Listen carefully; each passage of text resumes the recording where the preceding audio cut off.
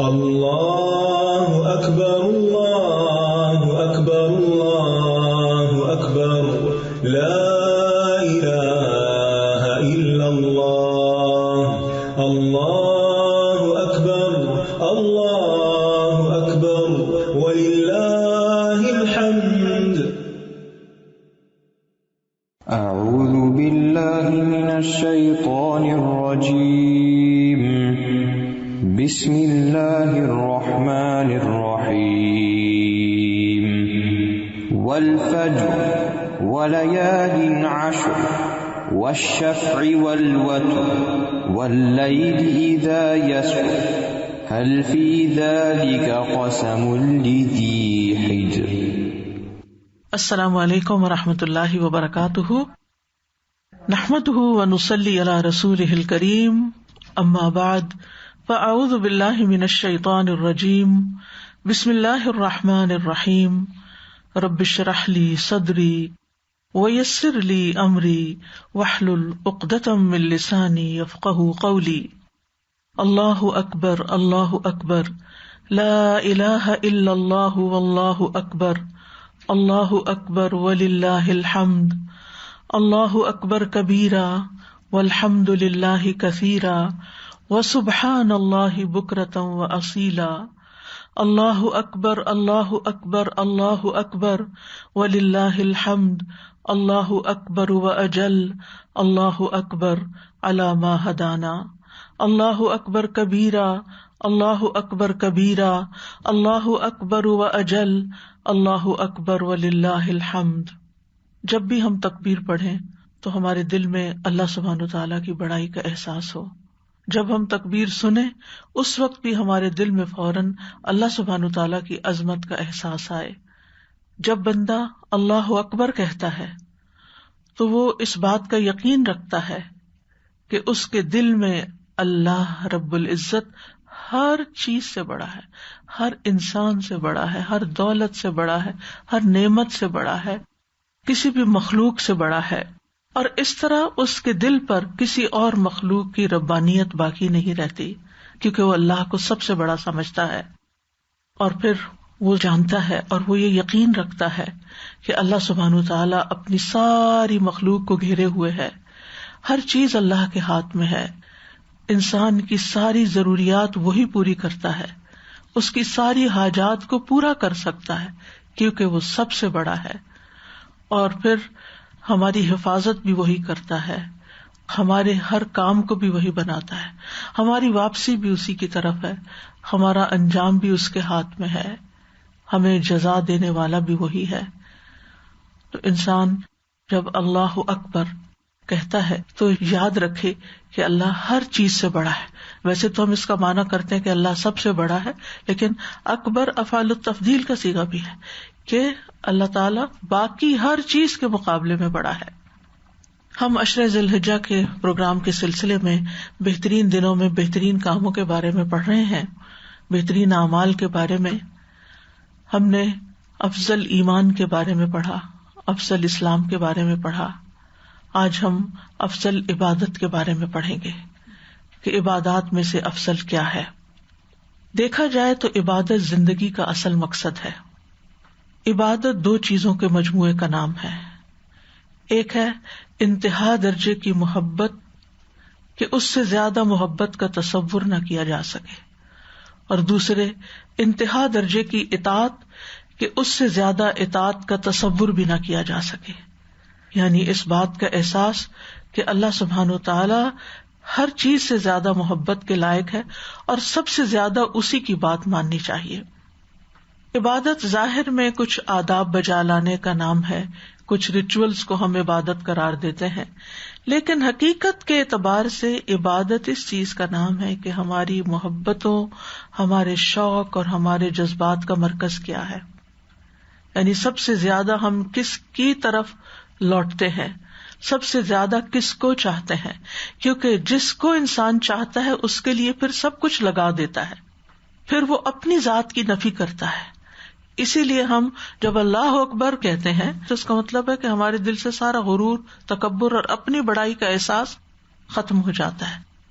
اور اسی وجہ سے ہم اس کے آگے رکوع کرتے ہیں، جھکتے ہیں، اسی لیے ہم اس کے آگے سجدہ کرتے ہیں، جھک جاتے ہیں، اپنی ذات کی نفی کر دیتے ہیں، اور ہر معاملے میں اپنے رب کو ترجیح دیتے ہیں یا اس کو آگے رکھتے ہیں، اس کی خوشی کو اپنی خوشی کے آگے رکھتے ہیں، اس کی ناراضگی سے ڈرتے ہیں. یہ عبادت کی روح ہے. اسی کے سامنے اپنی ضروریات رکھتے ہیں، اسی سے راز و نیاز کرتے ہیں، اس سے اپنے دل کی باتیں شیئر کرتے ہیں، اسی پر بھروسہ کرتے ہیں، اسی پر توکل کرتے ہیں. تو جب انسان اپنا سب کچھ اپنے رب کو بنا لیتا ہے تو یہی دراصل اللہ کی عبادت ہے. یعنی انسان اپنے تمام تر جذبات اور احساسات کا مرکز اللہ کی ذات کو بنا لے، انتہا درجے کی محبت اور انتہا درجے کی اطاعت، اور ہر موقع پر، ہر موڑ پر صرف اور صرف اسی کو پکارے. اور جب اس کی یاد آئے تو ایسا اللہ کی یاد میں مشغول ہو کہ باقی سب کچھ بھول جائے. اسی لیے اللہ کا ذکر دلوں کو اطمینان دیتا ہے اور دوسری چیزوں کی یاد انسان کو پریشان کرتی ہے. تو یہی محبت جب انسان کے دل میں آتی ہے تو پھر انسان اللہ کی طرف دوڑتا ہے، پھر وہ نماز بھی شوق سے پڑھتا ہے، وہ اللہ کی خاطر بندوں کی خدمت بھی شوق سے کرتا ہے، وہ کسی کو دیتا ہے کچھ تو اللہ کی محبت میں دیتا ہے، کچھ روکتا ہے کسی سے تو اللہ کی خاطر روکتا ہے. اور اس طرح انسان کی ساری زندگی عبادت بن جاتی ہے، وہ اللہ کا بندہ بن جاتا ہے. ان صلاتی و نسکی و محیای و مماتی للہ رب العالمین، اس کا سب کچھ اس کے رب کے نام ہو جاتا ہے. اور یہی دراصل عبادت کی روح ہے. اور حقیقت یہ ہے کہ جب انسان اللہ سبحانہ وتعالیٰ کی عبادت کرتا ہے تو یہ چیز اس کے لیے دل کی راحت کا سبب بنتی ہے، دل کے سکون کا باعث بنتی ہے.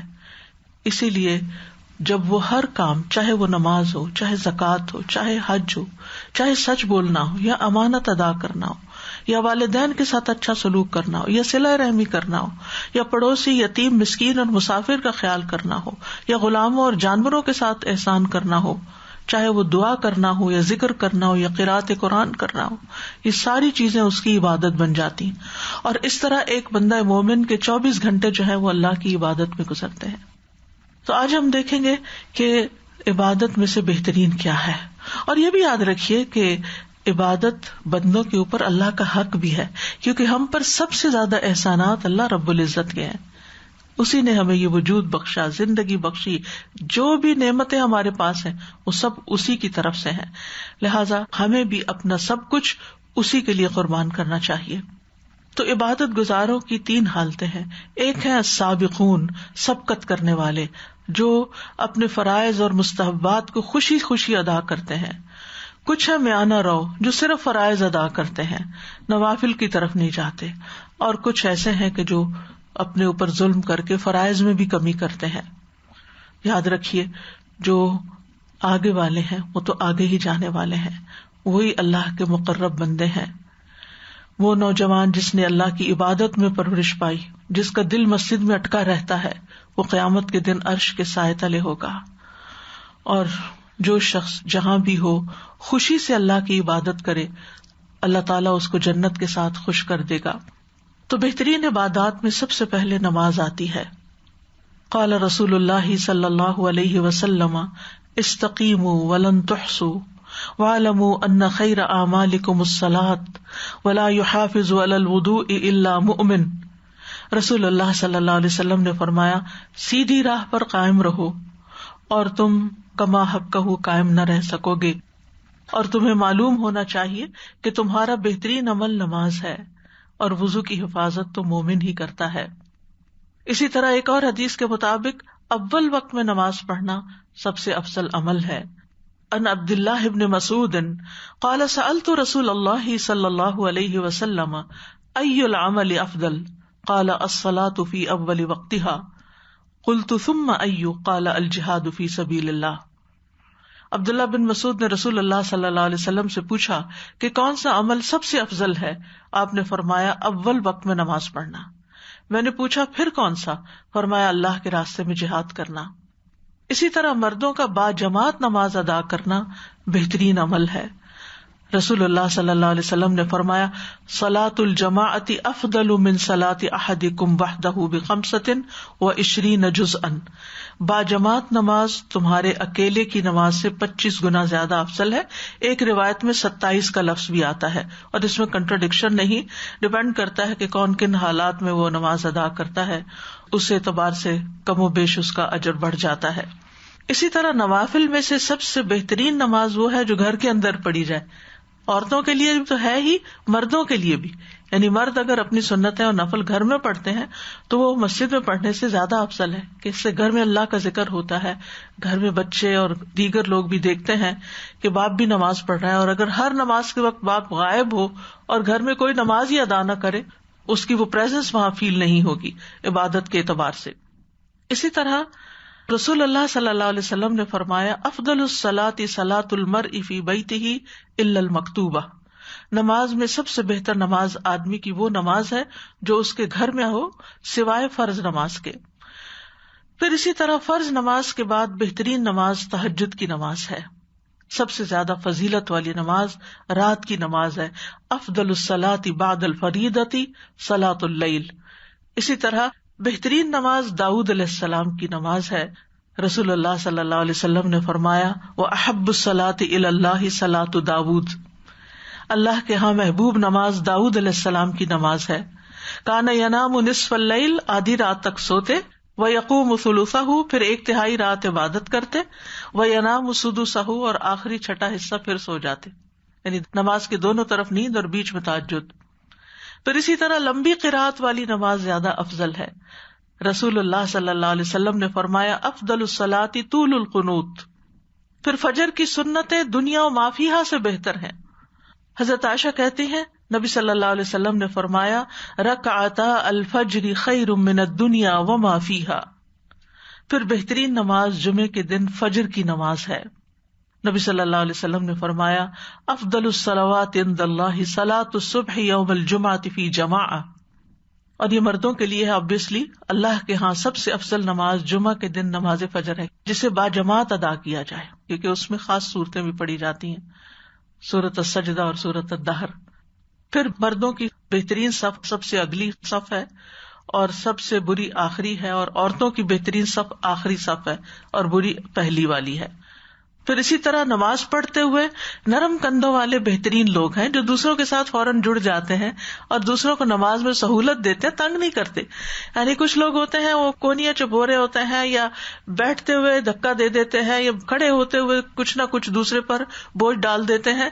لیکن جو شخص اچھے سے نماز پڑھتا ہے، سہولت کے ساتھ خود بھی اور دوسرے کو بھی اسپیس دیتا ہے، اس کی نماز زیادہ افضل ہے. پھر اسی طرح عورت کی بہترین مسجد، بہترین نماز کی جگہ ان کے گھر کا آخری کمرہ ہے. قال خیر مساجد النساء قار بیوتہن. اور اسی طرح ایک اور روایت میں آتا ہے کہ عورت کی نماز اس کے اپنے گھر میں صحن کی بجائے، یعنی باہر پڑھنے کی بجائے کمرے کے اندر زیادہ افضل ہے. بلکہ کمرے کی بجائے بھی اندر کے کمرے میں، یعنی اگر اس سے بھی پیچھے کوئی کمرہ ہے، کیونکہ پہلے زمانے میں جو گھر ہوتے تھے ایک صحن ہوتا تھا، ایک ورانڈا ہوتا تھا اور ایک پھر کمرہ ہوتا تھا. یعنی بیک ہوم بھی آپ دیکھیں تو گاؤں وغیرہ میں ابھی تک اسی طرح کے گھر ہوتے ہیں، صحن ہوتا ہے، برآمدہ ہوتا ہے اور پیچھے کمرہ ہوتا ہے، یا کوئی کوٹھڑی وغیرہ کہیں ہوتی ہے. تو مطلب یہ ہے کہ جو جتنے اندر جا کر نماز پڑھے گی اتنا ہی اس کی کیفیت زیادہ بہتر ہوگی، کیونکہ باہر زیادہ شور ہنگامہ، بچوں کی چہل پہل، گھر کے کام کاج، تو اس میں عورت چونکہ گھر کی مالکہ ہوتی ہے تو اس کی ساری توجہ اس پہ ہوتی ہے، کون آیا، کون گیا، کون کیا کر رہا ہے، یہ برتن کیوں بجا ہے کچن میں، یہ دروازہ کیوں کھل گیا ہے. تو وہ پھر اس نماز میں کنسنٹریشن نہیں ہوتی. لیکن جب وہ الگ ہو کے اندر جا کر نماز پڑھتی ہے تو وہ نماز بہتر ہوتی ہے. عبادت کے بارے میں، نماز اور زکوٰۃ وغیرہ کے بارے میں قرآن مجید میں سورۃ البقرہ میں اللہ تعالیٰ فرماتے ہیں ان الذين آمنوا وعملوا الصالحات واقاموا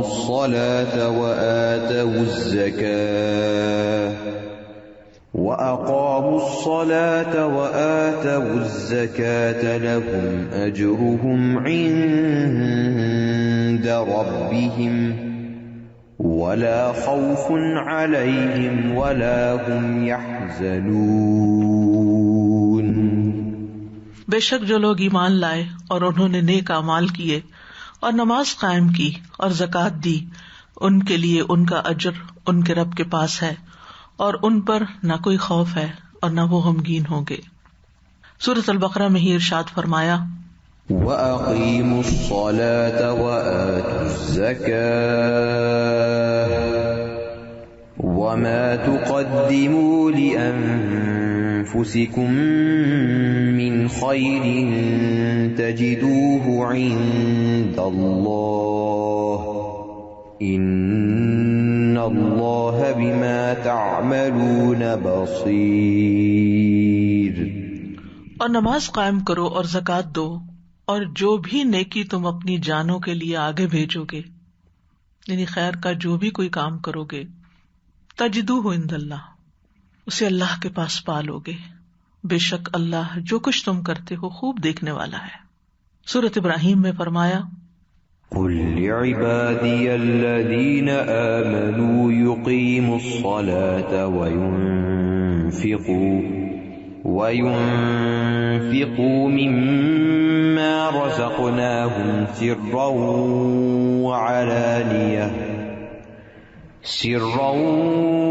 وَعَلَانِيَةً مِّن قَبْلِ أَن يَأْتِيَ يَوْمٌ لَّا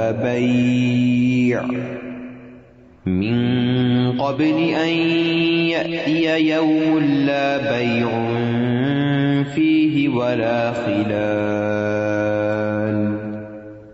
میرے بندوں سے جو ایمان لائے ہیں کہہ دو کہ وہ نماز قائم کریں، اور اس میں سے جو ہم نے انہیں دیا ہے پوشیدہ اور ظاہر خرچ کریں، چھپا کے بھی دکھا کے بھی، دکھاوا کر کے نہیں یعنی سامنے بھی، تاکہ دوسروں کو بھی موٹیویشن ہو، اس سے پہلے کہ وہ دن آئے جس میں نہ کوئی خرید و فروخت ہوگی اور نہ ہی کوئی دوستی کام آئے گی۔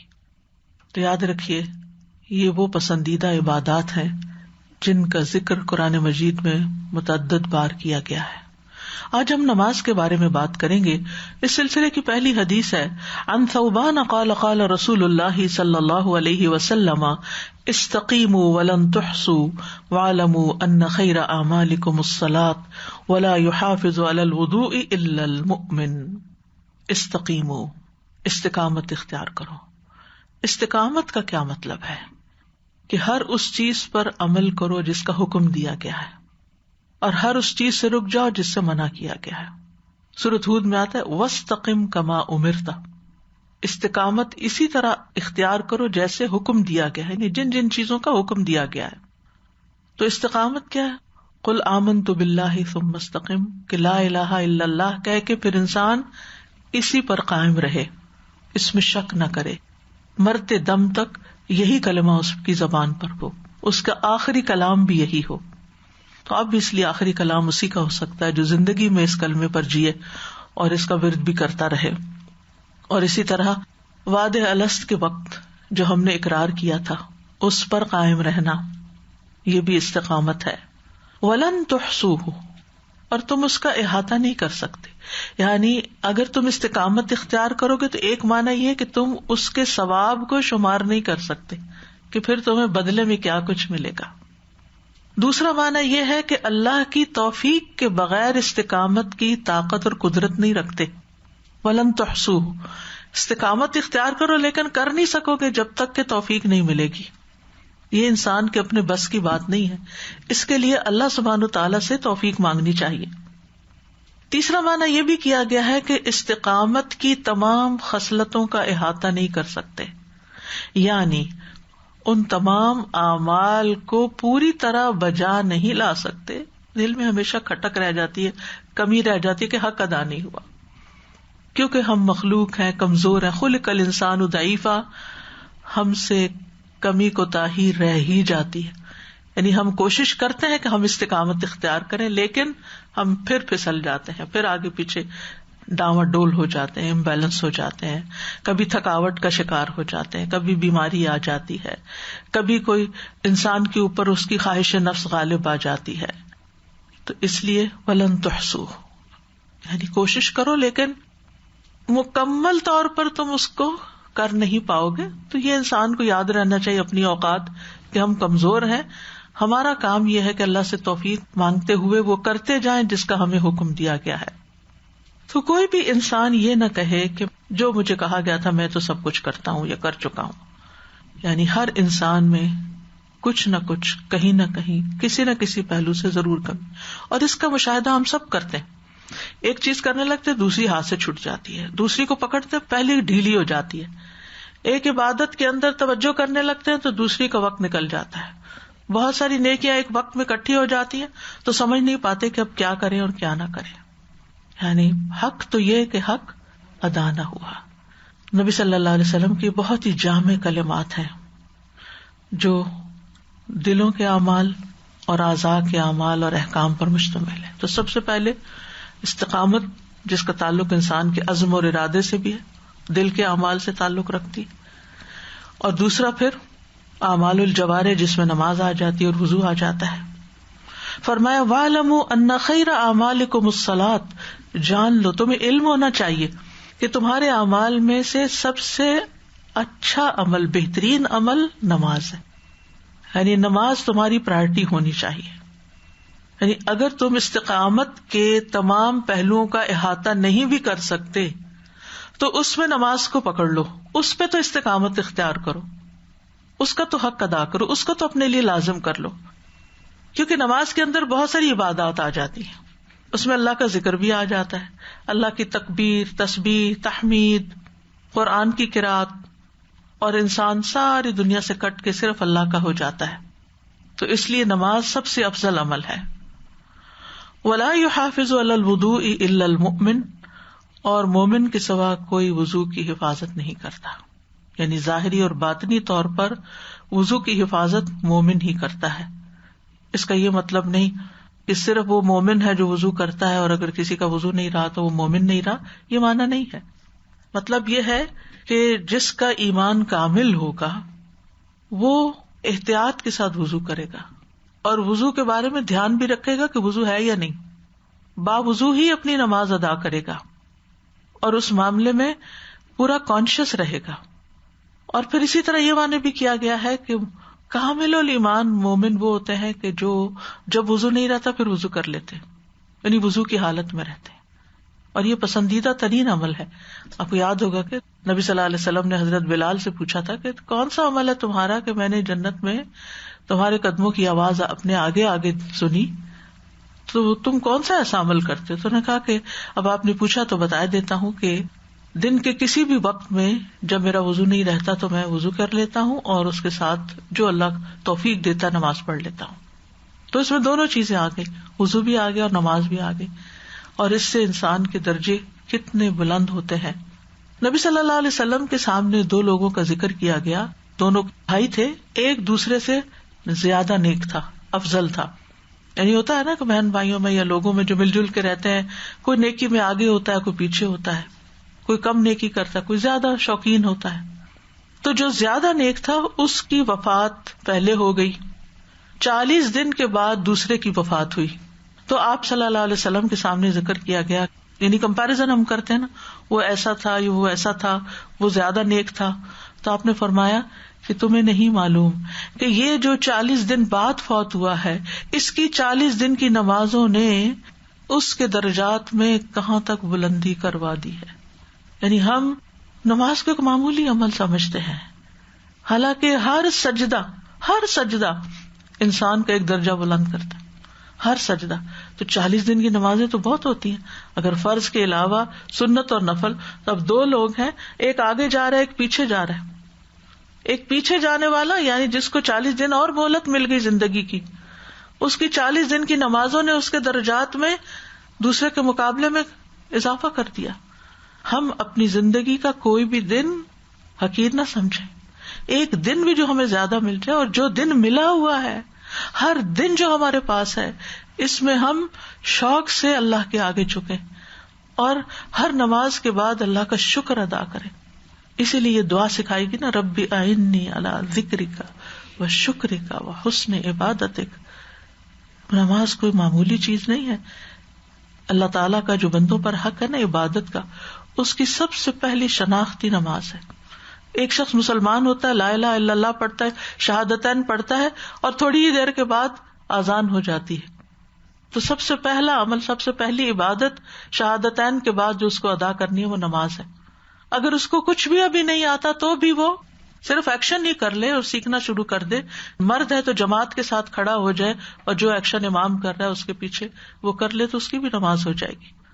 یہی مومن اور کافر میں فرق کرتی ہے، یہی ہماری پہچان ہے. نماز کو معمولی چیز نہیں ہے، اسلام کا دوسرا بڑا رکن ہے. اور پھر یہ کہ اس کی فرضیت کے لیے بہترین جگہ کا انتخاب کیا گیا. باقی اعمال جو ہیں ان کی فرضیت یا وہ ہدایات زمین پر آئی ہیں. نماز کے لیے نبی صلی اللہ علیہ وسلم زمین سے آسمانوں کی طرف گئے ہیں اور معراج کے موقع پر آپ کو یہ نماز کا تحفہ دیا گیا، جو آپ جانتے ہیں کہ پہلے 50 دی گئی تھی اور پھر حضرت موسیٰ کے مشورے پر اور ان کے اصرار پر کم ہوتے ہوتے 5 رہ گئی اور اجر و ثواب 85 کا ہے. اللہ سبحانہ تعالیٰ روزانہ 2 بار فرشتوں سے بندوں کی نماز کی خبر لیتے. صحیح بخاری کی روایت میں آتا ہے کہ جو رات کے فرشتے ہیں وہ صبح کی نماز میں اپنی ڈیوٹی بدلتے ہیں اور دن کے فرشتے عصر کی نماز میں. جب وہ اللہ تعالیٰ کے پاس پہنچتے ہیں، اللہ تعالیٰ بندوں کا حال خود بھی خوب جانتا ہے، تو وہ پوچھتا ہے تم نے میرے بندوں کو کس حال میں چھوڑا؟ وہ کہتے ہیں کہ اس حال میں چھوڑا کہ وہ نماز پڑھ رہے تھے، اور اس حال میں پہنچے ان کے پاس کہ وہ نماز پڑھ رہے تھے. یعنی اللہ سبحانہ تعالیٰ کو بھی بندوں کے جس عمل سے زیادہ محبت ہے وہ نماز ہی کا عمل ہے، اور یہ اللہ کی یاد کا بھی ذریعہ ہے، اللہ کے قرب کا ذریعہ ہے. واسجد واقترب، سجدہ کرو اور قریب ہو جاؤ. جب ہم نماز پڑھتے ہیں تو بندہ جو ہے وہ اللہ تعالیٰ کے چہرے کے سامنے ہوتا ہے، سجدہ کرتے ہوئے سب سے زیادہ قریب ہوتا ہے، اس لیے دعا کرنے کے لیے بھی کہا گیا. نماز اللہ سبحانہ تعالیٰ سے سرگوشی ہے، غم اور دکھ سے نجات دلانے والی ہے. نبی صلی اللہ علیہ وسلم اور دیگر انبیاء بھی سب سے زیادہ جب کوئی پریشانی کا وقت آتا تو نماز ہی کی طرف دوڑا کرتے تھے، اور اسی سے انسان کا اپنے رب کے ساتھ تعلق مضبوط ہوتا ہے. اگر ہم رب کے ساتھ اپنا کنیکشن مضبوط کرنا چاہتے ہیں تو پھر اس کے لیے نماز سے بہتر کوئی چیز نہیں. اللہ کی رحمت پانے کا ذریعہ ہے اور برائیوں کو دور کرنے کا، بے حیائیوں سے بچنے کا، حرام کاموں سے بچنے کا ذریعہ ہے. کیونکہ نماز ہمارے کسی بھی کام کو کنٹینیو نہیں کرنے دیتی، اس کو بریک کر دیتی. اگر اچھا کر رہے تب بھی اس سے اچھا کام پھر نماز، اور اگر کوئی غلط کام کر رہے تو بھی رکو اور نماز کے لیے جاؤ. جب نماز پڑھو گے تو خود بخود اس برائی سے بچ جاؤ گے. نماز پڑھنے سے گناہ جھڑتے ہیں. ایک مرتبہ سلمان فارسی، ان کے ساتھ ابو عثمان النہدی تھے، ان کے ساتھ کہیں جنگل میں تھے تو ایک شاخ درخت کی لی اور ان کے سامنے ایسے سے پتے جھاڑے اس کے.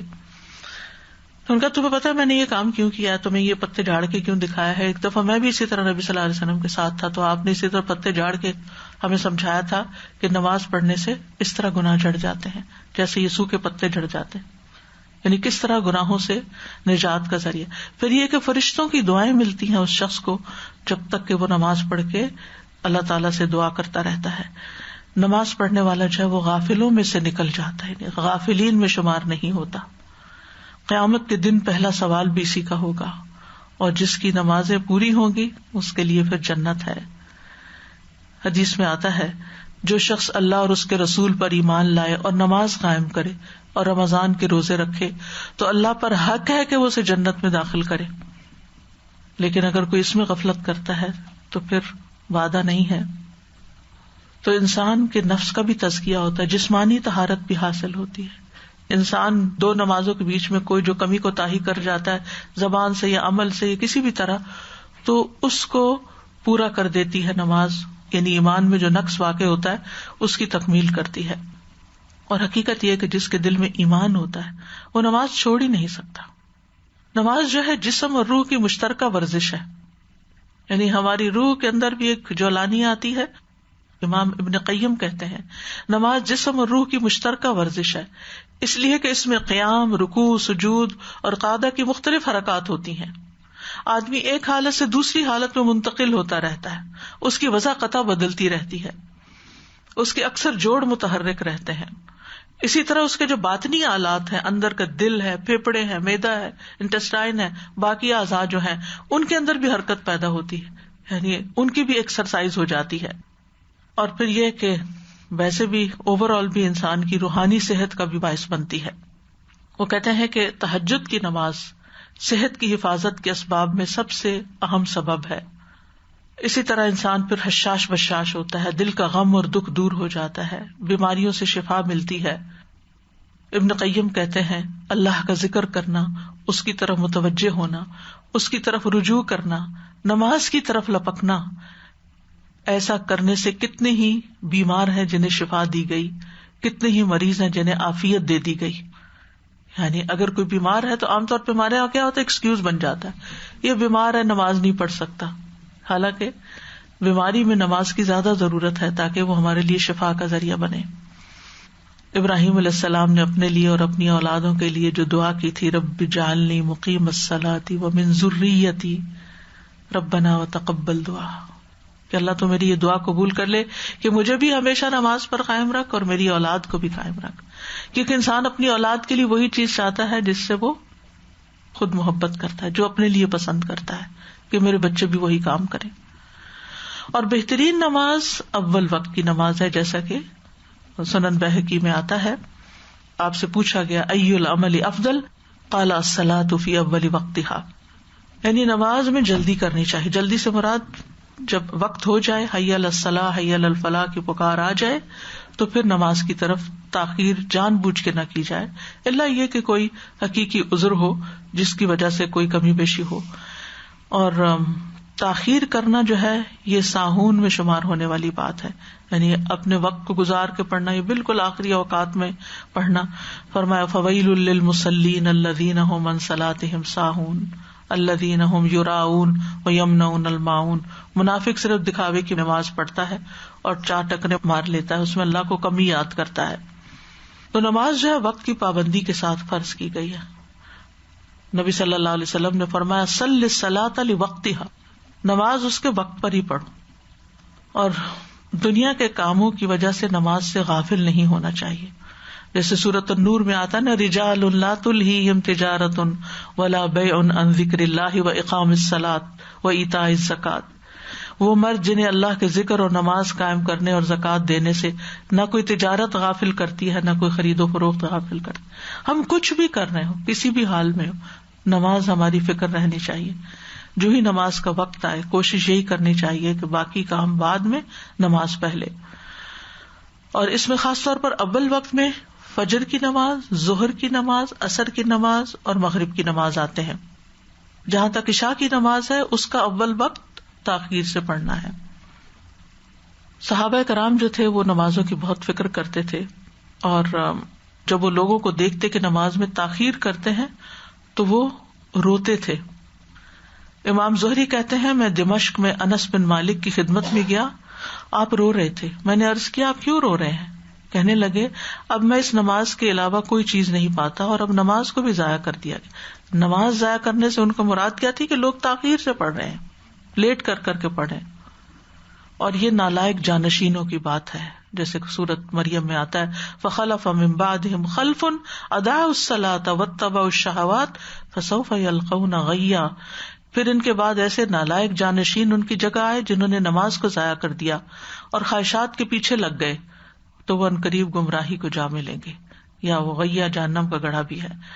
تو نماز سے غافل ہونا جو ہے وہ اس بات کی دلیل ہے کہ انسان کو اللہ تعالیٰ سے، اس کی عبادت سے کوئی دلچسپی نہیں، اس کے دل میں کوئی محبت نہیں. کیونکہ جس سے محبت ہوتی ہے انسان اس کی طرف لپکتا ہے اور اس سے ملاقات کی خواہش رکھتا ہے. آپ دیکھیے دنیا میں جب آپ کسی سے ملاقات کرنا چاہتے ہیں تو آپ کو ٹائم لینا پڑتا ہے، آپ کو جگہ مقرر کرنی پڑتی ہے، اور آپ کو اپنی ساری وہ بات جمع رکھنی پڑتی ہے جو آپ نے کسی بڑے انسان کی ملاقات کے لیے رکھی ہوتی ہے. اللہ سبحانہ وتعالیٰ ہمیں خود ملاقات کے لیے بلاتا ہے. کیا شان ہے بندہ مومن کی، ہمیں اوقات بھی بتا دی، جگہ بھی بتا دی کہ کہاں میری ملاقات ہوگی. تو نماز اللہ کی ملاقات کے لیے ہوتی ہے، اللہ کے ذکر کے لیے ہوتی ہے. اور اگر کوئی اللہ کے بلانے پہ آتا ہی نہیں، آپ سوچیے اگر کوئی ایسی اپوائنٹمنٹ مس کر دے جو کسی بڑی ہستی کی طرف سے ہو تو نقصان کس کا ہے؟ اس انسان کا کہ جس نے وہ اپوائنٹمنٹ اپنی مس کر دی. تو جو ہماری اپوائنٹمنٹس اہم ہوتی ہیں یا جن اپوائنٹمنٹس کے بارے میں ہم کنسرنڈ ہوتے ہیں اس کے لیے ہم پہلے سے پلاننگ شروع کر دیتے ہیں کہ ہم نے اس وقت پر کیسے پہنچنا ہے. تو نماز کے لیے بھی ہمارے دن بھر کی پلاننگ ہونی چاہیے کہ چاہے شادیاں ہوں، چاہے سفر ہو، چاہے ڈاکٹر کے پاس جانا ہو، کچھ بھی، اس میں یہ دیکھنا چاہیے کہ نماز کیسے ادا ہوگی، اس کے لیے وقت کون سا ہوگا، یعنی کس وقت میں کیسے پڑھی جائے گی، کون سی جگہ پڑھی جائے گی، قریب کی مسجد کون سی ہے. یعنی چاہے آپ سفر پر بھی، اور اب تو الحمدللہ کوئی گنجائش ہی نہیں رہ گئی، آپ گوگل میں ڈالیں کہیں سے بھی گزر رہے ہو قریبی مسجد کون سی ہے، آپ کو وہاں پہنچا دیں گے، آپ نمازیں جمع کر سکتے ہیں. مسجدوں میں ٹھنڈے گرم پانی کا ہر جگہ انتظام موجود ہے. اللہ کے بندوں نے بندوں کے لیے کتنی سہولت قائم کر رکھی ہے اپنے مال خرچ کر کے اور اپنے اوقات لگا کر. پھر بھی اگر ہم نماز کو لیٹ کرتے ہیں اور نماز پڑھتے نہیں ہیں تو پھر اللہ کی ناراضگی کے سوا اور کیا ہے. فویل للمصلین الذین هم عن صلاتهم ساہون. نماز لیٹ کرنا جو ہے نفاق کی علامت ہے، یعنی دل میں پھر ایمان میں کوئی خلل ہے، کوئی گھن لگی ہوئی ہے، ایمان صحیح نہیں ہے، تو ایمان فکس کرنے کی ضرورت ہے. اور پھر خاص طور پر مردوں کا باجماعت نماز پڑھنا یہ زیادہ افضل عمل ہے، اور اس کے لیے 25 یا 27 درجے دونوں کا ذکر آتا ہے. امام نووی کہتے ہیں اس میں کوئی منافات نہیں، یعنی کوئی کنٹرڈکشن نہیں، کیونکہ قلیل کا ذکر کرنا کثیر کی نفی نہیں کرتا. دوسری وجہ یہ ہے کہ پہلے قلیل کی خبر دی، پھر اللہ تعالیٰ نے نبی صلی اللہ علیہ وسلم کو زیادہ فضیلت بتا دی تو آپ نے بعد میں اس کی زیادہ بھی بتا دی. تو ہر چیز کی اپڈیشن ہوتی رہتی ہے، تو یہ اجر کے بارے میں بھی اپڈیٹ کر دیا گیا. پھر اسی طرح نمازیوں کی حالت مختلف ہوتی ہے، کچھ جا کے 25 گنا کماتے ہیں اور کچھ 27 اور کچھ اس سے بھی زیادہ. تو باجماعت نماز کی اہمیت کا اندازہ آپ اس سے بھی لگا سکتے ہیں کہ میدان جنگ میں بھی صلاۃ الخوف باجماعت پڑھنے کا حکم ہے، الا یہ کہ کوئی صورت نہ بنتی ہو. نماز باجماعت جنت میں مہمانی کا باعث ہے. ایک صحیح بخاری کی حدیث کے مطابق کہ جو شخص صبح و شام مسجد میں جاتا ہے اللہ جنت میں اس کی مہمانی کا سامان کرے گا جب بھی وہ جائے صبح شام. ایسے لوگوں سے اللہ تعالی خوش ہوتا ہے کہ جو نماز کے لیے مسجد میں آتے ہیں. حدیث میں آتا ہے جو مسلمان مرد مسجد کو نماز اور ذکر کے لیے اپنا ٹھکانہ بنائے اللہ تعالیٰ اس سے ایسے خوش ہوتے ہیں جیسے غائب گھر آئے تو اس کے گھر والے خوش ہوتے ہیں. وہ اللہ کا گھر ہے نا، تو جب کوئی اللہ کے گھر جاتا ہے تو اللہ تعالیٰ اس سے خوش ہوتے ہیں. فجر اور عشاء کی نماز باجماعت پڑھنے سے پوری رات کے نوافل پڑھنے کا ثواب مل جاتا ہے، پوری رات کے قیام کا ثواب مل جاتا ہے. پھر اسی طرح جو اپنے گھر سے وضو کر کے نکلتا ہے تو اس کا ثواب ایسے جیسے کسی نے حج کے لیے احرام پہنا ہوا ہو، تو حاجی کے احرام کی طرح اس کو ثواب ملنا شروع ہو جاتا ہے. اور یہاں تک آتا ہے کہ جس مرد نے اذان سن لی اس کی نماز پھر گھر میں نہیں. اس کے بعد بہترین نماز کے سلسلے میں چوتھی چیز ہے کہ نوافل میں سے جو نماز گھر پڑھی جائے وہ زیادہ بہتر ہے. یعنی ویسے فرض نماز مردوں کے لیے مسجد بہتر ہے اور نوافل گھر میں بہتر ہے. ان نوافل اور سنت موقدہ دونوں چیزیں اس میں آ جاتی ہیں. یعنی فرض نماز مسجد میں پڑھ کے واپس آ کر گھر میں پھر ہاں یہ الگ بات ہے کہ عید کی نماز ہو یا صلاۃ الکسوف خسوف ہو، استسقاء کی نماز ہو، یہ نفلی نمازیں ہیں لیکن یہ جماعت سے باہر ہی پڑھی جائیں گی، یہ گھر میں نہیں ہوتی مردوں کی. عورت اگر پڑھنا چاہے اپنے طور پہ تو الگ بات ہے. نبی صلی اللہ علیہ وسلم نے کبھی نفل نماز کو مسجد کے اندر بھی پڑھا ہے، اور وہ اس لیے کہ لوگوں کو سکھائیں کہ وہ سنت وغیرہ کیسے ادا کریں، اور یہ بتانے کے لیے کہ سنت نماز مسجد میں بھی پڑھی جا سکتی ہے، منع نہیں ہے، لیکن زیادہ ثواب اس میں ہے کہ واپس آ کے گھر پڑھو. اور اس کی حکمت کیا ہے؟ صحابہ کہتے ہیں کہ اس میں ایک حکمت یہ بھی ہے کہ اس سے ریاکاری کا بھی ازالہ ہوتا ہے، کیونکہ مسجد میں اگر آپ زیادہ نوافل پڑھ رہے ہو تو لوگ دیکھ رہے ہوتے ہیں کہ اچھا یہ تو اتنی لمبی نماز پڑھتا ہے، تو وہ ایک ریاکاری کا خوف بھی ہوتا ہے. اور پھر ویسے بھی یہ کہ جب گھر میں انسان نماز پڑھتا ہے تو گھر میں رحمت اور برکت آتی ہے اور گھر سے شیاطین بھاگتے ہیں، تو گھروں کو بھی مسجد بنا لینا چاہیے اور اللہ کے ذکر سے آباد کرنا چاہیے، اور خاص طور پر سنت نماز گھر میں ادا کی جائے. اور مسجد جانے سے پہلے نبی صلی اللہ علیہ وسلم گھر میں 2 رکعت نماز ادا کر لیتے تھے، یعنی اذان اور نماز کے بیچ کی جو ہوتی ہے. ہاں مسجد میں جاتا ہے انسان تو پھر تحیۃ المسجد ہوتے ہیں، اگر ٹائم کم ہے تو اس وقت انسان جو سنت نماز اگر اس کے رہتی ہے وہ اور تحیۃ المسجد دونوں کی نیت اکٹھی بھی کر سکتا ہے. جمعے کی سنتیں بھی گھر میں پڑھنا زیادہ افضل ہے. نبی صلی اللہ علیہ وسلم گھر تشریف لے جاتے تھے اور جا کے گھر میں 2 رکعتیں پڑھا کرتے تھے. 5ویں بات افضل نماز کے سلسلے میں یہ ہے کہ افضل نماز فرض نماز کے بعد تہجد کی نماز ہے، یعنی سب سے فضیلت والی نماز. تو رات کے نوافل دن کے نوافل سے افضل ہیں.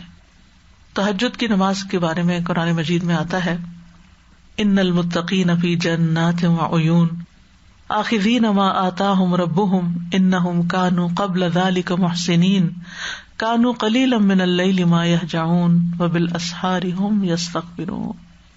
متقی لوگ یقیناً باغوں اور چشموں میں ہوں گے، ان کا رب جو انہیں دے گا اسے لینے والے ہوں گے، یقیناً وہ اس سے پہلے نیکی کرنے والے تھے، وہ رات کے بہت تھوڑے حصے میں سوتے تھے اور رات کی آخری گھڑیوں میں وہ بخشش مانگتے. تو آج کل آپ ان لوگوں میں شمار ہو سکتے ہیں جو رات کے تھوڑے حصے میں سوتے، کیونکہ راتیں ہی چھوٹی ہو گئی ہیں. تو یہ رب کے قرب اور برائیوں کو دور کرنے کا ذریعہ ہے، مومن کا شرف ہے. رسول اللہ صلی اللہ علیہ وسلم نے فرمایا میری امت کے اشراف یعنی ایلیٹ قرآن کے حافظ اور رات کو نماز پڑھنے والے، کیونکہ زیادہ افضل نماز وہ جس میں لمبی قرات ہو، تو حافظ ہی زیادہ لمبی قرات کر سکتے ہیں.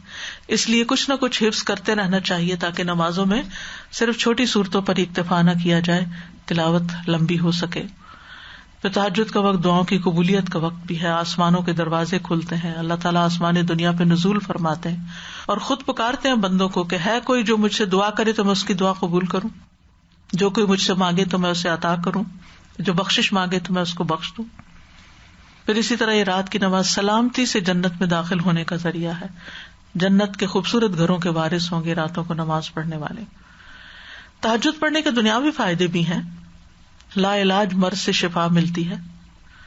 ابن قیم کہتے ہیں قیام اللیل حفظان صحت کے اسباب میں سب سے زیادہ نفع مند ہے. بہت سے لا علاج مرض کو روکنے والے امور میں سب سے زیادہ روکنے والا ہے، جسم، روح اور دل کو چاق و چوبند رکھنے والا ہے.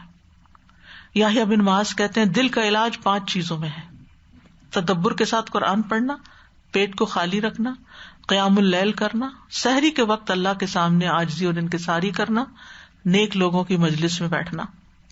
تہجد پڑھنے والوں کے دل میں ایک عجب طرح کی خوشی ہوتی ہے، کیونکہ انہوں نے اپنے رب، اپنے محبوب کی خاطر اپنی نیند قربان کی ہوتی ہے. امام ابن قیم یہ بھی کہتے ہیں 4 چیزیں رزق کو کھینچ لاتی ہیں: قیام اللیل، سحری کے وقت استغفار کی کثرت، صدقہ کرتے رہنا اور دن کے شروع اور آخر میں اللہ کا ذکر کرنا. حسن بصری کہتے ہیں کہ رات کو تہجد پڑھنے والے سب سے زیادہ حسین چہرے والے ہوتے ہیں، کیونکہ وہ تنہائی میں رحمان کے ساتھ گفتگو کرتے ہیں تو اللہ تعالیٰ انہیں اپنا نور پہنا دیتا ہے. سعید بن مسیب کہتے ہیں ایک آدمی رات کو نماز پڑھتا ہے تو اللہ تعالیٰ اس کے چہرے پر نور بنا دیتا ہے اور نور کی وجہ سے ہر مسلمان اس سے محبت کرتا ہے. جب اس کو ایسا شخص دیکھتا ہے جس نے اسے پہلے دیکھا نہیں ہوتا تو کہتا ہے میں اس انسان سے محبت کرتا ہوں، یعنی اس کو دیکھتے ہی دوسروں کو اس سے محبت ہوتی ہے.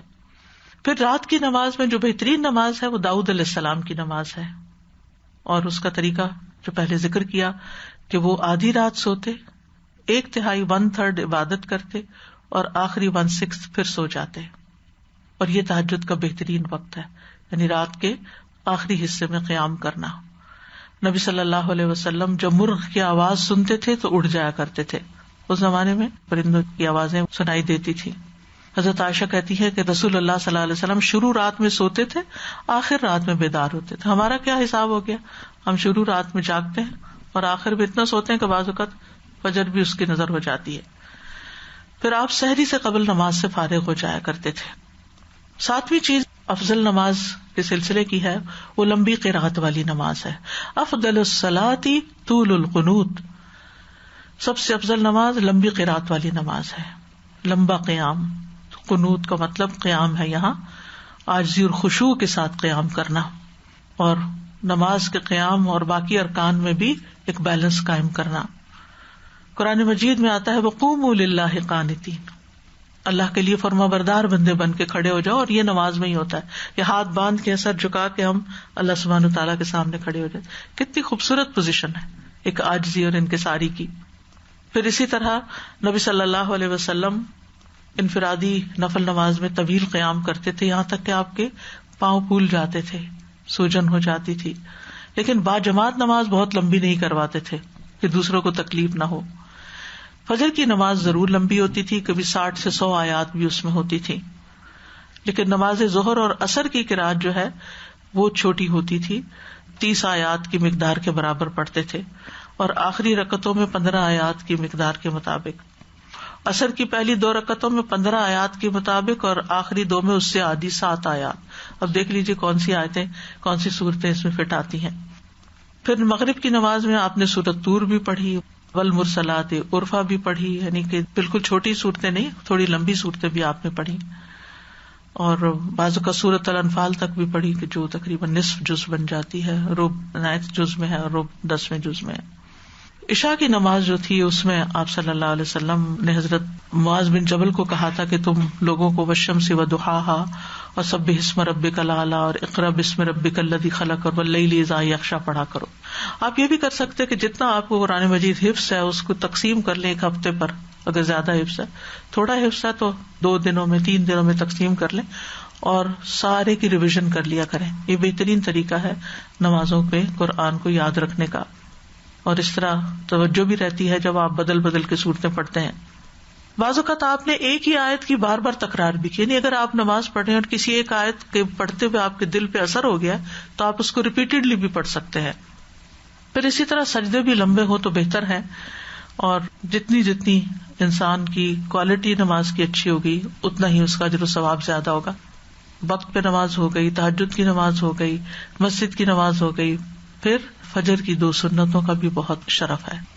رسول اللہ صلی اللہ علیہ وسلم نے فرمایا فجر کی 2 رکعتیں دنیا اور جو کچھ اس میں اس سے بہتر ہے.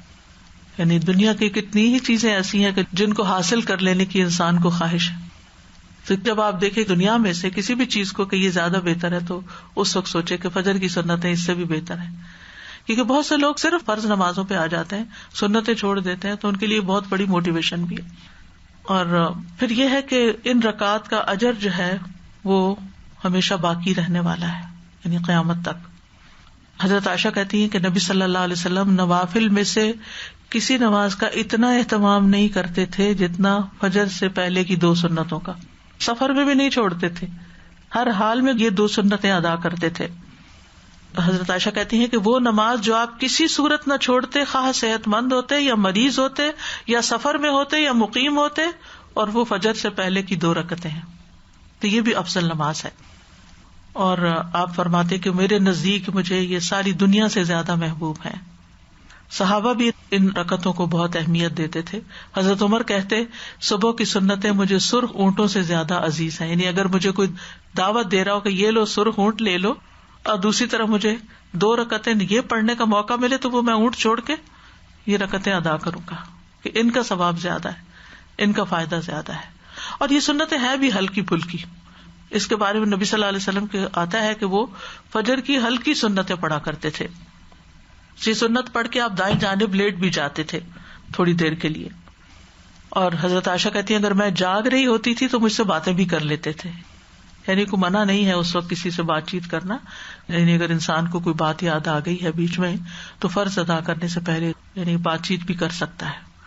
اگر کسی کی فجر کی سنتیں رہ جائیں، بعض اوقات ایسا بالکل لاسٹ مومنٹ پہ انسان جاگتا ہے، وہ کیا کرے؟ پہلے فرض پڑھ لے. یعنی اگر جماعت میں پڑھ رہا ہے تو امام کھڑا ہو گیا تو فجر کی فرض پڑھ لیں اور پھر سنت پڑھ لیں. لیکن اگر سورج نکل آیا ہے تو پھر سورج نکلنے کے بعد بھی پڑھ سکتے ہیں آپ ان کو. حضرت ابو ہریرہ کہتے ہیں کہ نبی صلی اللہ علیہ وسلم نیند کی وجہ سے فجر کی سنتیں نہ پڑھ سکے تو آپ نے سورج طلوع ہونے کے بعد ان کی قضا دی. یہ بھی ایک عمل اس لیے ملتا ہے کہ ہم سب انسان ہیں نا، تو پھر بہت گلٹ ہو جاتی ہے کہ ہم نے بہت بڑا جرم کر لیا، لیکن کوئی بات نہیں، انسان ہے، جان بوجھ کے نہیں کیا، ہو گیا نا اگر تو اب کیا کمپنسیٹ کر لو. سورج نکلا، نکلنے کے بعد جو اشراق کا وقت ہوتا ہے اس میں پہلے آپ یہ سنتیں ادا کریں، بعد میں آپ اشراق کے نوافل ادا کر لیں. 9ویں چیز جو اس سلسلے کی ہے وہ بہترین نماز جمعے کے دن کی فجر کی نماز ہے.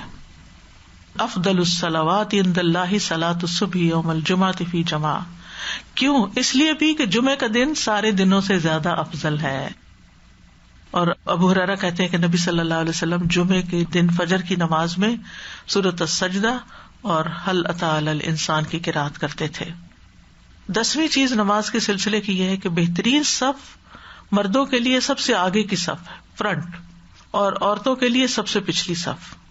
کیونکہ اس زمانے میں بیچ میں کرٹن یا کوئی ہنڈرنس نہیں ہوتی تھی، سامنے ہی مرد نظر آ رہے ہوتے تھے، تو پھر جتنا وہ مردوں سے دور ہو کے نماز ادا کریں اتنا ہی زیادہ کنسنٹریشن ہو سکتی ہے، اس لیے یہ ترتیب بتائی گئی. اور ویسے بھی پہلی صف کی بڑی اہمیت ہے. رسول اللہ صلی اللہ علیہ وسلم نے فرمایا پہلی صف والوں پر اللہ عز و جل اپنی رحمت نازل فرماتا ہے اور فرشتے ان کے لیے دعا کرتے. اور obviously پہلی صف میں جانے کے لیے آپ کو پہلے جانا پڑے گا مسجد میں, کیونکہ وہ جلدی فل ہو جائے گی. اور یہ نہیں کرنا چاہیے کہ گئے آپ سب سے دیر میں ہیں اور آپ پھلانگتے ہوئے لوگوں کی گردنیں اور تکلیف دے کر اور لوگوں کو زبردستی الگ کر کے اور ان کے بیچ میں کھڑے ہو جائیں کہ مجھے افضل نماز پڑھنی ہے اور سب سے زیادہ ثواب کمانا ہے, تو یہ طریقہ ٹھیک نہیں ہے. نبی صلی اللہ علیہ وسلم نے فرمایا لوگوں کو اگر یہ پتا چل جائے کہ آذان اور صف اول میں کتنا ثواب ہے, یعنی کھڑے ہونے کا ثواب کتنا ہے, تو وہ اپنے لیے قرآن اندازی کرے اور اس کے سوا کوئی چارہ نہ پائے, یعنی سارے کے سارے ہی پہنچ جائے, کوئی بھی پیچھے نہ رہے. اذان دینے میں یا سن کے جواب دینے میں یا اس کا اہتمام کرنے میں, کیونکہ بہت دفعہ اذان ہو رہی ہوتی ہے, لوگ باتیں کیے چلے جا رہے ہوتے ہیں یا اذان ہوتی نہیں. یہاں تو خاص طور پر مسجد کی اذان نہیں سنائی دیتی, گھروں میں لوگ کہتے ہیں شور ہوگا, ڈسٹربنس ہوگی, اذان بھی بند رکھو. کم از کم دن کا ایک وقت تو ایسا ہونا چاہیے کہ جب آپ کے گھر میں پوری کی پوری اذان گونجے. تو موبائل میں آپ کہیں اوپر والے کسی ایسے کمرے میں یا کسی ایسی جگہ پر یا کچن میں کہیں لگا دیجیے کہ جہاں اذان ہو, تو پھر سارے گھر میں ایک طرح سے آواز آئے. یعنی اذان کا بھی اہتمام کرنا چاہیے. پھر اسی طرح یہ کہ پہلی صف پوری کرنی چاہیے. کچھ لوگ جلدی جانا ہوتا ہے ان کو, تو وہ پہلی صف تک نہیں آتے, حالانکہ جگہ ہوتی ہے, تو اسے پورا کر لو اور پھر اس کے بعد پچھلی صف میں, کیونکہ آپ نے فرمایا جو لوگ ہمیشہ صف اول سے پیچھے رہتے ہیں اللہ انہیں جہنم میں بھی پیچھے کر دے گا. یعنی پھر وہ نمازوں سے ہی جائیں گے. پیچھے رہتے رہتے انسان پیچھے ہی باہر ہی نکل جاتا ہے, آؤٹ ہو جاتا ہے. تو جو لوگ امام کے قریب ہوں وہ زیادہ بہتر ہے نماز ادا کرنے میں, اور سمجھدار لوگوں کو امام کے قریب ہونا چاہیے, کیونکہ بچے وغیرہ اگر کھڑے ہو جائیں, وہ ہنسنا شروع کر دیں یا کوئی مسچف کریں تو امام کی نماز میں خلل ہو سکتا ہے. ویسے بھی مجلس میں آگے بیٹھنے والوں کا اجر و ثواب جو ہے وہ زیادہ ہے پیچھے کی نسبت. اور پھر یہ کہ جمعہ کے دن بھی امام کے قریب بیٹھنے کا ثواب زیادہ ہے. رسول اللہ صلی اللہ علیہ وسلم نے فرمایا جس نے جمعہ کے دن غسل کیا, اول وقت میں آیا, خطبے میں شروع سے حاضر رہا, پیدل چل کے آیا, سوار ہو کر نہ آیا, یعنی پارکنگ دور کی, امام سے قریب ہو کے توجہ سے خطبہ سنا, خطبے کے دوران فضول حرکت نہ کی, یعنی انگلیاں چٹکانا, کھجانا, ادھر ادھر دیکھنا, اسے ہر قدم کے بدلے 1 سال کے عمل یعنی 1 سال کے روزے اور قیام کا ثواب ملے گا. اتنا بڑا اجر ہے. لیکن بہت سے مرد حضرات خطبہ تو مس ہی کر دیتے ہیں, نماز میں جا پہنچتے ہیں, یا 1 رکعت بھی پالے ہو تو کہتے ہیں وہ حدیث میں آتا ہے نا 1 رکعت بھی مل گئی تو نماز ہو. اصل بات یہ نہیں کہ نماز ہو گئی, اصل بات یہ ہے کہ ہم نے اس سے کمایا کیا لے کر ہے, کتنا پروفٹ کمایا. 11ویں چیز اس سلسلے کی یہ ہے کہ نماز میں نرم کندھوں والے جو ہیں وہ بہترین لوگ ہیں. نرم کندھوں والے سے مراد یہ ہے کہ جب ان سے مطالبہ کیا جائے آگے ہو جاؤ, آرام سے ہو جاتے, اشارہ ہی کافی ہوتا ہے ان کو, ساتھ جڑ جاؤ, پیچھے ہو جاؤ, آگے ہو جاؤ. اور اسی طرح نماز میں دوسرے نمازیوں کی رعایت کرنے والے. صحیح صف نماز کا حسن ہے, اور جماعت کی نماز میں صف جو ہے وہ نماز کا حصہ ہے, یعنی اس کی درستگی. تو صف کو پورا کرنا چاہیے, اور جو صف ملاتا ہے اللہ تعالیٰ اس کو ملاتا ہے, اور جو صف توڑتا ہے اللہ اسے توڑ دیتا ہے. دلوں کی درستگی کا انحصار بھی صفوں پر ہے, اور صفیں نہ بنانے کا نقصان کیا کہ شیطان ان میں گھومتا پھرتا ہے, نماز میں ڈسٹرب کرتا ہے. تو اس سے یہ بھی پتہ چلتا ہے کہ انسان کو دوسروں کے ساتھ نرمی سے پیش آنا چاہیے, چاہے وہ نماز کے اندر ہی کیوں نہ ہو. اور عاجزی اختیار کرنے والے بندے اللہ تعالیٰ کو زیادہ پسند ہے, ان کی عزت اس کے یہاں زیادہ. من تواضع للہ رفعہ اللہ. پھر اسی طرح یہ کہ اس شخص پر آگ حرام ہے جو لوگوں کے قریب رہنے والا نرم اور آسان ہے, یعنی جس سے معاملہ کرنا آسان ہے, جو آسانی سے بات مان جاتا ہے, آسانی سے عذر قبول کر لیتا ہے, آسانی سے معذرت قبول کر لیتا ہے, یعنی آسانیاں پیدا کرتا ہے, لوگوں کی زندگی مشکل نہیں کرتا. اور یہ بھی ہے کہ ایک دوسرے سے ہمیں روگردانی نہیں کرنی چاہیے, اور ایک دوسرے کی بات پہ توجہ بھی دینی چاہیے, اس کی بات سننی چاہیے. یعنی یہ نہیں کہ کوئی بات کر رہا تو آپ اس کی طرف دھیان ہی نہ دیں, نہیں. تو نرمی اور توجہ یہ سب مومن کے اچھے اخلاق میں سے ہیں. اور ہمیں دعا بھی کرنی چاہیے, ربنا اغفر لنا ولاخواننا الذین سبقونا بالایمان ولا تجعل فی قلوبنا غلا للذین آمنوا. اللہ ایمان والوں کے لیے ہمارے دل میں کسی قسم کا کوئی غل نہ ہو, کوئی بدگمانی نہ ہو, نفرت نہ ہو, بغض نہ ہو, عام الفاظ میں چڑ نہ ہو. ان کی کمزوریوں کو تاہیں کو معاف کرتے جائیں, دلوں کو صاف رکھے. ربنا انک رؤوف الرحیم، اور پھر اللہم الف بین قلوبنا واصلح ذات بیننا واہدنا سبل السلام ونجنا من الظلمات الی النور. یہ دعا بھی پڑھنی چاہیے. 12ویں چیز اس سلسلے کی ہے کہ عورت کی بہترین مسجد، بہترین نماز کی جگہ ان کے گھر کا آخری کمرہ ہے. عورت کا لفظ ہی چھپائی ہوئی چیز ہے، اس کا سطر اس کی زینت ہے. تو عورت کے لیے عزت کا مقام، اس کی امن کی جگہ، حتیٰ کہ عبادت میں بھی بہترین اس کی جگہ جو ہے وہ اس کا گھر ہے. یعنی جتنی وہ باپردہ ہو کر نماز پڑھے گی اور یکسوئی سے افضل طریقے سے پڑھے گی، وہ اس کے لیے زیادہ بہتر ہے. اور ازواج مطہرات کے گھر کے ساتھ مسجد، یعنی گھر کا دروازہ کھولے تو مسجد کے اندر اسٹیپ ان کرے، لیکن اس کے باوجود وہ اپنے اپنے گھروں میں نماز پڑھتی تھی.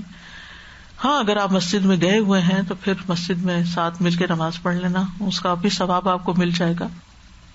تو شیطان کا کام کیا ہے کہ وہ عورت کو اس بات پہ اکسائے کہ وہ گھر سے باہر نکلے، اور ضرورت کے تحت نکلنے کی اجازت ہے، لیکن بلا ضرورت گھروں سے باہر نکل کے گھومنا پھرنا اور اپنا وقت ضائع کرنا جو ہے یہ مومن عورت کے شعار میں سے نہیں ہے. اور اگر عورت مسجد جانا چاہتی ہے تو اس کو روکنا نہیں چاہیے. مردوں کو یہ کہا گیا ہے کہ اللہ کی بندیوں کو مسجد جانے سے روکو نہیں. یعنی اگر کسی وقت وہ مسجد میں امام کے پیچھے نماز پڑھنا چاہتی ہیں تو بھی اس کی اجازت ہونے دو، لیکن جب وہ مسجد کے لیے پھر نکلیں تو پھر ایسی صورت میں خوشبو نہ لگائیں، پردے سے نکلیں، اپنی زینت چھپائیں اور اپنی صف جو ہے وہ اس کا صحیح طور پر اہتمام کریں، نمازوں میں خلل نہیں ڈالیں. نبی صلی اللہ علیہ وسلم کے زمانے میں خواتین مسجد میں نماز پڑھا کرتی تھی. اور آخری چیز اس سلسلے کی ہے کہ عورت کی بہترین نماز اس کے اپنے گھر میں صحن کی بجائے کمرے کے اندر زیادہ بہتر ہے، اور کمرے کی بجائے اندر کی کوٹری میں زیادہ افضل ہے. یعنی ایک صحن ہے، ایک برآمدہ ہے، لاؤنج ہے جسے آپ کہہ سکتے ہیں گھر کا، اور ایک پھر اندر کا بیڈ روم ہے، تو وہ زیادہ بہتر ہے جس میں زیادہ توجہ کے ساتھ انسان نماز پڑھ سکتا. ام حمید ایک مرتبہ نبی صلی اللہ علیہ وسلم کی خدمت میں حاضر ہوئی اور عرض کیا، یا رسول اللہ، میں آپ کی میت میں نماز پڑھنا چاہتی ہوں، مجھے زیادہ پسند ہے کہ آپ کے ساتھ نماز پڑھوں. آپ اللہ کے رسول ہیں اور آپ کے پیچھے. آپ نے فرمایا، مجھے معلوم ہے تم میرے ساتھ نماز پڑھنے کو پسند کرتی ہو، لیکن تمہارا اپنے کمرے میں نماز پڑھنا حجرے میں نماز پڑھنے سے بہتر ہے، یعنی بیڈ روم میں پڑھنا لاؤنج میں پڑھنے سے بہتر ہے، اور اپنی قوم کی مسجد میں پڑھنا میری مسجد میں پڑھنے سے بہتر ہے. حالانکہ نبی صلی اللہ علیہ وسلم کی مسجد میں نماز جو ہے 1000 نمازوں کا ثواب ہے. چنانچہ آپ صلی اللہ علیہ وسلم کے حکم پر انہوں نے اپنے گھر کے سب سے آخری کونے میں، جہاں سب سے زیادہ اندھیرا ہوتا، اپنے نماز پڑھنے کی جگہ بنا لی اور آخری دم تک وہی نماز پڑھتی تھی. اور اس میں کوئی شک ہی نہیں ہے، آپ یقین کریں کہ جتنا آپ ایک کونے میں اور سب سے کٹ کے نماز پڑھتے ہیں تو آپ کی کیفیت بدل جاتی ہے، آپ کو سکون آتا ہے اس نماز میں، بجائے اس کے کہ آپ لوگوں کی باتیں سن رہے ہو، ٹی وی چل رہا ہے، وہ خبریں اور میوزک سن رہے ہو نماز میں. تو یہ کیا نمازیں ہیں جس میں اللہ کی یاد ہی نہ ہو. اللہ سبحانہ و تعالیٰ ہمیں بہترین عبادات کی توفیق عطا فرمائے. استاذہ جی، یہ حضرت داؤد علیہ السلام کی نماز کے بارے میں، یہ کتنا آسان ہے کہ آپ جاگتے رہیں اور نماز پڑھیں اور سو جائیں، اور یہ بھی کتنا آسان ہے کہ آپ ایک دفعہ اگر تہجد تو اٹھ گئے تو پھر آپ فجر پڑھ کے سو جائیں. بہت زیادہ احتمال ہے کہ اگر آپ تہجد کے بعد دوبارہ سوئیں گے پھر آپ فجر کے لیے اٹھ پائیں گے یا نہیں.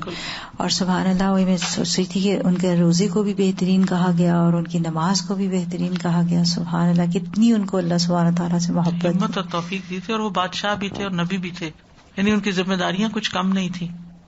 بس شوق کی بات ہے نا، عبادت تو ہے ہی شوق کا نام. السلام علیکم استاذ جی، میں بہت زیادہ انکریج کرتی ہوں کہ جمعے کی نماز پہ سب لوگ عورتیں اور بچے آئیں، کیونکہ پہلے تو ادھر کوئی اتنا تعلیم کا سلسلہ نہیں تھا، تو میں یہ سوچتی تھی ایٹ لیسٹ خطبہ سنیں گے، مسجد سے جڑیں گے. بالکل، وہ نیت بہت اچھی نیت ہے، کیونکہ جہاں لوگوں کو بالکل بھی موقع نہیں ملتا وہاں اس کے لیے کوئی حرج نہیں، منع نہیں کیا گیا. اب بھی استاذہ جی میں عورتوں کو کہتی ہوں بچوں کو مسجد جانے کی عادت ہوگی، تم ساتھ لے کے جاؤ. السلام علیکم جی. ایک سوال تو یہ تھا کہ جیسے سفر کی نماز میں ہمیں پتہ ہے کہ جو نماز کی کنڈیشن ہے کہ 15 دن تک ہم سفر میں رہتے ہیں، یا اگر ہم کہیں پہ جا رہے ہیں اور ہم مہینے کے لیے ہیں لیکن وہ تو ہماری ایک کمفرٹیبل جگہ آ گئی، تو کیا 15 دن تک ہم سفر کی نماز پڑھیں گے؟ سفر جو ہے وہ ڈپینڈ کرتا ہے کہ آپ کہاں ٹھہرے ہوئے ہیں، کس کام سے گئے ہوئے ہیں. اگر آپ اپنے کسی بچے کے گھر میں ہیں اور گھر والا کنڈیشن ہے اور قیام کر رہے ہیں، آپ آرام کر رہے ہیں، تو وہ اس کو قیام ہی سمجھے. اور اگر آپ کو نہیں پتا آج جانا ہے کل جانا ہے، اب یہاں کتنا رکنا ہے، اور کسی ہوٹل وغیرہ میں ٹھہرے ہوئے ہیں یا کچھ، تو وہ پھر سفر کی کیفیت کے ساتھ اس کا تعلق.